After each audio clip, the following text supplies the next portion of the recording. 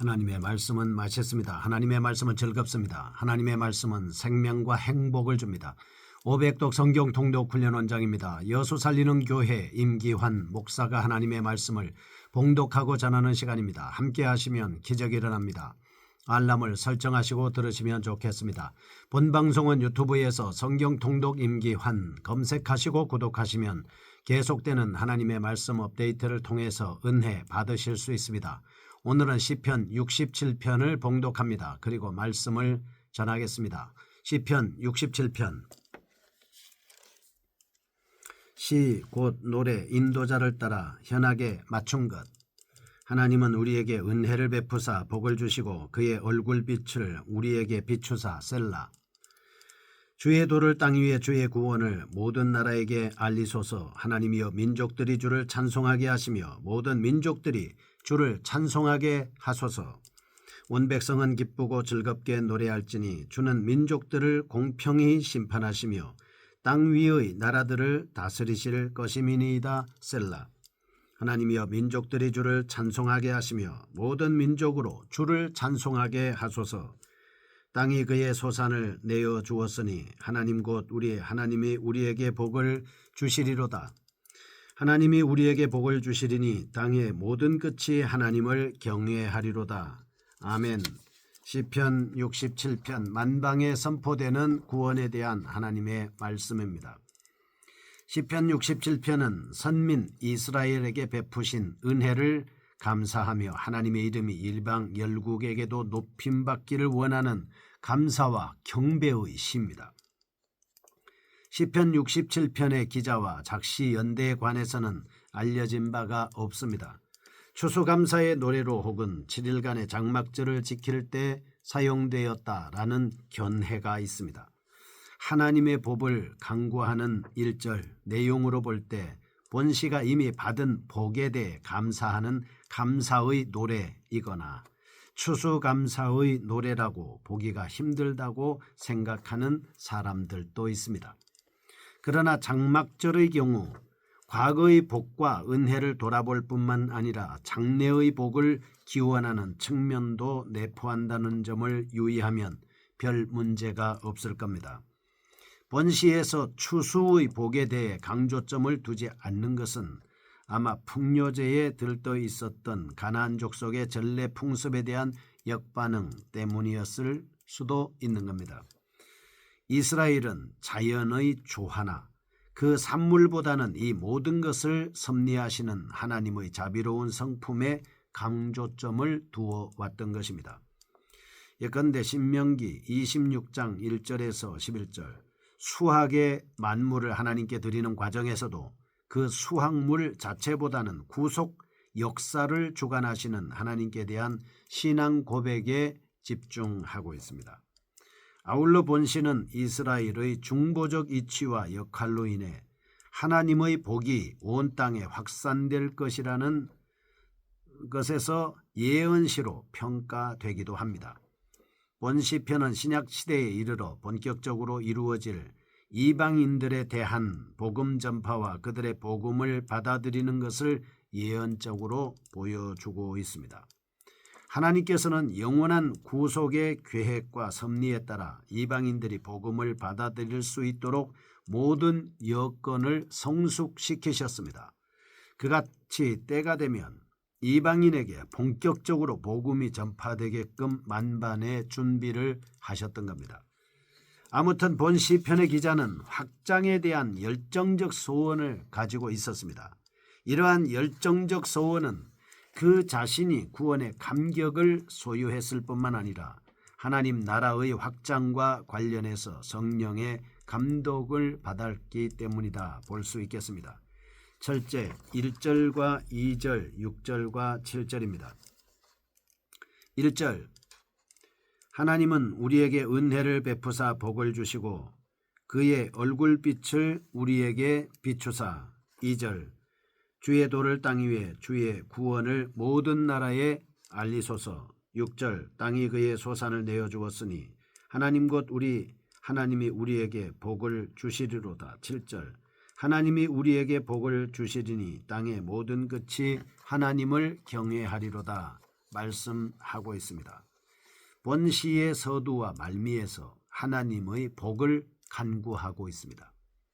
이 서두 부분은 하나님의 호의 곧 넓은 의미에서의 은혜와 복을 포괄적으로 간구하는 내용이고, 말미 부분은 땅의 소산, 구체적이고 현실적인 복을 간구하는 내용입니다. 이러한 간구 형식은 모든 가시적이고 현실적인 복들도 궁극적으로는 성도들을 향하신 하나님의 자애로우신 관심과 배려가 전제될 때 비로소 주어진다는 사실을 은연중에 시사하고 있습니다. 2절과 7절, 주의 도를 땅 위에 주의 구원을 모든 나라에게 알리소서. 7절, 하나님이 우리에게 복을 주시리니 땅의 모든 끝이 하나님을 경외하리로다 하는 말씀, 특히 우리의 관심을 끄는 부분은 서두와 말미 부분에서 공이 이방 만민들에게 관심을 집중시키고 있다라고 하는 점입니다. 2절의 만방, 7절의 땅의 모든 끝과 동의적 표현으로 사용되어서 하나님 나라의 우주적 확장을 강조하고 있습니다. 비록 본시에는 메시아에 대한 직접적 언급이 없지만 하나님의 영광스러운 존전에서 유대인들과 이방인들이 함께 복락을 누리는 메시아 시대를 대망하는 분위기가 지배적으로 나타나고 있습니다.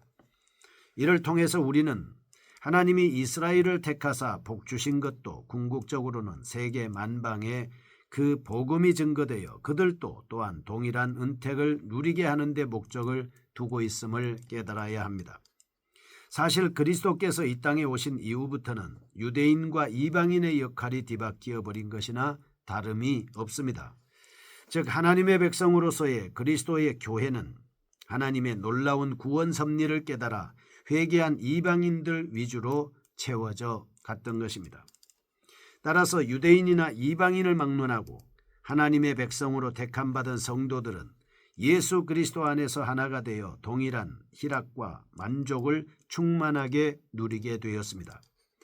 그리고 이제는 역으로 이방인 성도들이 불신 상태에 빠져 있는 유대인들로 하여금 예수를 메시아로 믿게 해달라고 하나님께 간구하는 입장에 놓이게 된 것입니다. 땅의 모든 사람들이 하나님을 경외하게 될 그 날에는 메시아 왕국의 목표가 달성될 것이다 라고 하는 것입니다. 두 번째입니다. 4절, 온 백성은 기쁘고 즐겁게 노래할지니 주는 민족들을 공평히 심판하시며 땅 위의 나라들을 다스리실 것임이니이다. 셀라. 특히 이런 말씀을 통해서 하나님의 통치가 세계 만방에 편만해지기를 염원하고 있습니다. 그랬으면 좋겠습니다. 여기서 시인은 하나님의 왕권에 초점을 맞추고 있습니다. 그리고 하나님의 주권적이며 우주적인 통치의 특성을 공평이라는 말로 표현하고 있습니다.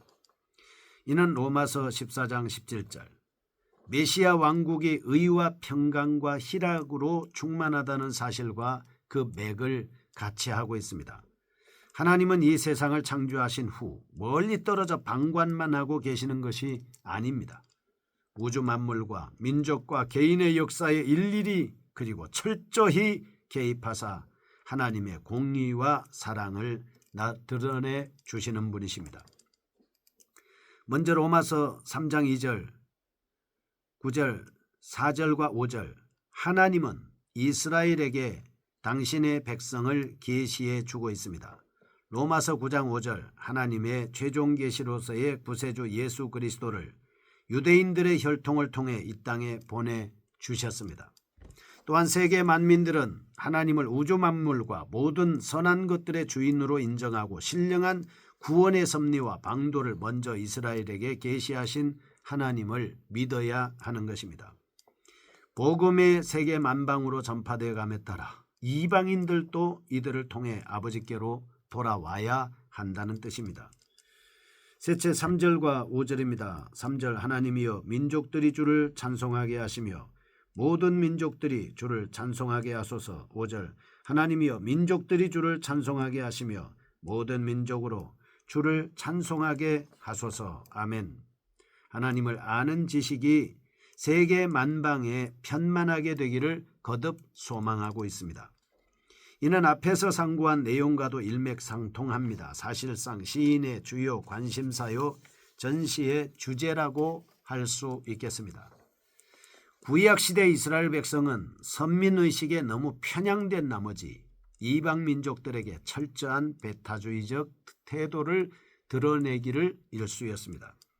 출애굽기 19장 6절 하나님이 그들을 택하신 목적이 그들로 하여금 제사장 나라로 삼기 위함이었음에도 불구하고 그들의 생각은 하나님의 심원한 뜻을 좀처럼 헤아리기 어려웠던 것입니다. 이런 상황을 감안한다면 본 시편 기자의 영적인 무게와 그 통찰력의 깊이는 실로 놀랄만하다 하겠습니다.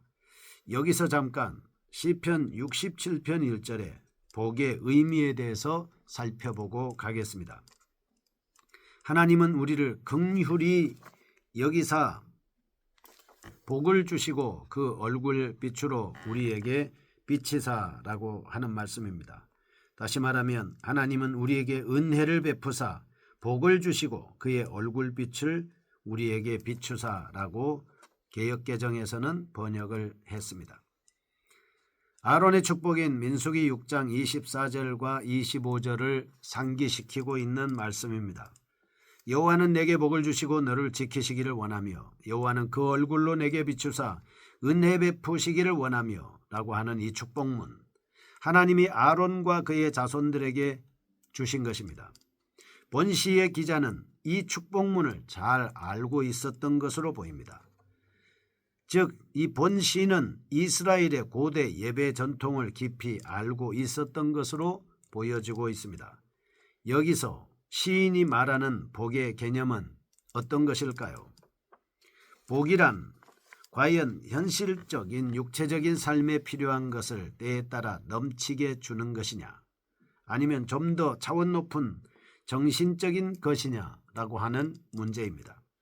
유대인 랍비 전통에 따르면 이 축복문이 여호와께서 우리의 소유를 복주시어 보존케 하시며 건강을 보존시켜 주시기를 비는 것이라고 말하고 있습니다. 그러나 시인이 말하는 복은 단순히 물질적인 복을 말하는 것이 아닙니다. 그는 하나님의 구원사를 복의 동기로 생각하고 있습니다. 구원사를 베푸신 하나님은 참으로 이스라엘의 감사와 찬송을 받으실 분으로 이해하고 있는 것입니다. 즉, 가나안의 이방 종교가 그 땅의 물질적인 복을 포기하라고 말하는 것과는 달리 경건한 히브리는 주의 도를 땅에 주의 구원을 만방에 알리는 것을 복이라고 했습니다. 그래서 우리가 말하는 복은 예수님을 영접하는 것이고 그 예수님을 나가서 만민에게 전파하는 것이며 만민이 다 예수님을 믿을 수 있도록 인도하는 것이 우리의 복입니다. 복이라 함은 인간이 가야 할 참길을 하나님께로부터 알게 되는 것입니다. 인간에게 정작 필요한 것은 인간의 육신을 보존시키는 물질적인 복이 아니라 하나님의 계시라고 하는 사실입니다. 하나님의 계시로 우리에게 나타난 예수 그리스도, 이 세상에 오셔서 우리에게 가르쳐 주신 하나님의 말씀, 즉 복음이 바로 우리에게는 최고의 복인 것입니다. 뿐만 아니라 더 나아가서 우리는 이러한 사실을 통해서 하나님 앞에 구원을 받을 수 있다는 사실입니다. 구원받은 사람들이야말로 진정 하나님 앞에 큰 복을 받은 것입니다. 하늘의 복을 받은 것이죠. 지옥을 면제받았다, 영생을 소유했다, 천국의 주인공이 됐다, 얼마나 큰 복을 받은 것입니까? 이것이 우리가 말하는 복인 것입니다. 현재 내가 하나님의 말씀을 통독하는 것과 하나님께 기도드리는 것, 성전에 나아가 예배드릴 수 있는 것, 예수 그리스도의 말씀을 세상에 전파할 수 있는 것, 이것이 바로 우리가 받은 최고의 복인 것입니다. 거룩하신 아버지, 예수 믿는 복, 예수님을 전하는 복, 하나님의 자녀가 된 복을 주시니 감사합니다. 예수님의 이름으로 기도합니다. 아멘. 여수 살리는 교회 임기환 목사였습니다. 지금 극동방송을 듣게 하세요. 기적이 일어납니다. 우리는 지금 생명을 전하고 있습니다.